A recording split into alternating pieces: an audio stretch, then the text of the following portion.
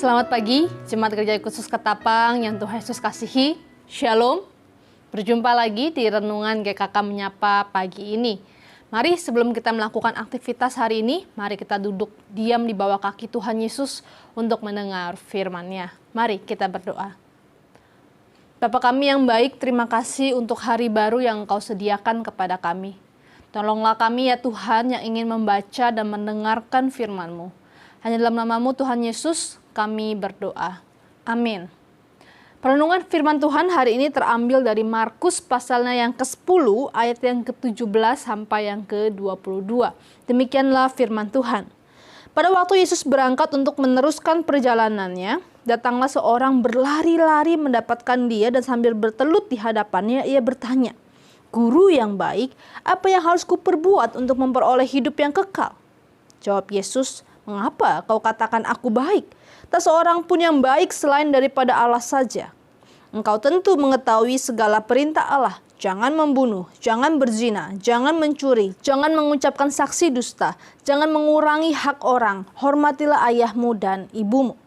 Lalu kata orang itu kepadanya, "Guru, semuanya itu telah kuturuti sejak masa mudaku." Tetapi Yesus memandang dia dan menaruh kasih kepadanya.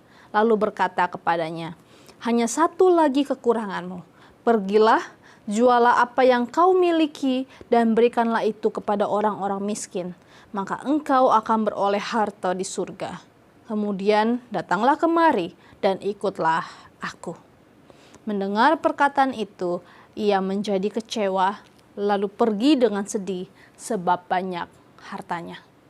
Jemaat yang kasih Tuhan Yesus, mudah bagi kita manusia untuk menilai seseorang itu layak masuk surga atau tidak berdasarkan apa yang kita lihat di depan mata. Kalau orangnya rajin beribadah, menghormati orang tuanya, rendah hati dan selalu jujur, kita berpikir dia pasti pegang tiket masuk ke surga. Tapi kalau dia sering pergi ke dunia malam, jarang beribadah, nipu sana sini, mabuk-mabukan lagi, wah, kita udah menilai orang semacam ini adalah temannya iblis. Ini jugalah yang dipikir oleh para murid dan para pendengar Tuhan Yesus ketika ada seorang muda yang datang kepada Tuhan Yesus dan melaporkan bahwa ia sudah melakukan seluruh hukum Taurat sepanjang hidupnya. Orang muda ini begitu yakin dia layak mendapat tiket emas akses masuk kerajaan surga dan Tuhan Yesus harus memuji hal ini, bukan? Namun disinilah permasalahannya. Manusia hanya melihat apa yang di depan mata, kesalehan yang ditampilkan di luar, tetapi tidak demikian dengan Allah. Tuhan Yesus melihat jauh ke dalam hati orang muda ini. Dia berbelas kasihan. Dia membongkar isinya dan berfirman kepadanya untuk menjual semua kekayaannya, membagikannya kepada orang miskin dan mengikuti dia. Apa respon orang ini? Dia kecewa, lalu pergi dengan sedih sebab banyak hartanya. Sungguh tragis, bukan? Orang muda yang saleh yang datang kepada Tuhan Yesus untuk mencari kehidupan kekal, tapi kini dia rela kehilangan kerajaan Allah dan kehidupan kekal untuk lebih memilih hartanya.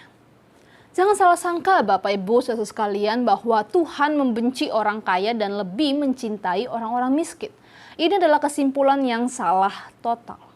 Firman Tuhan ini menjadi pengingat bagi kita semua bahwa kehidupan kekal bukan berbicara tentang apa yang telah saya lakukan bagi Allah, melainkan tentang apa yang telah Allah lakukan bagi saya.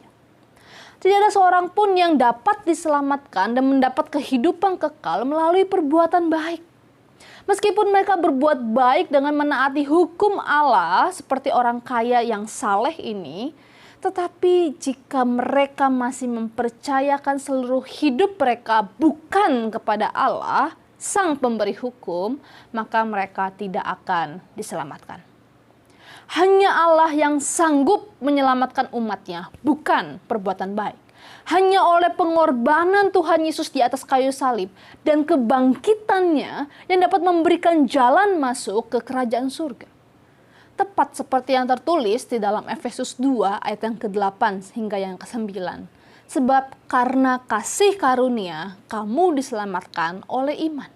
Itu bukan hasil usahamu, tetapi pemberian Allah. Itu bukan hasil pekerjaanmu, jangan ada orang yang memegahkan diri. Jemaat kasih Tuhan Yesus, mari kita merenungkan kembali firman Tuhan ini. Jika hari ini Allah melihat kedalaman hati setiap kita masing-masing, apa yang akan Ia temukan? Siapa atau apa yang sedang duduk di tahta hati kita?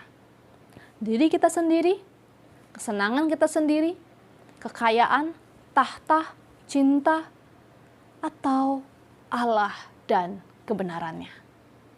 Kiranya Allah menemukan kita sebagai hamba-Nya yang terus berjuang menjadi pribadi yang setia kepada Tuhan Yesus sampai akhir. Amin. Mari kita berdoa. Ya Bapa, terima kasih untuk firman-Mu yang sekali lagi mengingatkan kami bahwa hanya karena iman percaya kami pada Yesus Kristus, itulah yang menyelamatkan kami. Biarlah Tuhan dalam kehidupan hari lepas hari, kami tidak perlu takut, kami tidak perlu khawatir, karena Tuhan Yesus memegang kehidupan kami. Tuhan Yesus mengontrol segala sesuatunya, sehingga kami tidak perlu takut, karena kami punya Allah yang peduli dan mengasihi kami. Terima kasih Tuhan Yesus, biarlah hari ini kami boleh menjadi saksi-saksi-Mu bagi keluarga kami, bagi tempat pekerjaan kami, tempat sekolah kuliah kami, dimanapun Tuhan menempatkan kami boleh menjadi saksi-saksi-Mu yang setia. Hanya dalam nama-Mu Tuhan Yesus kami sudah berdoa. Amin.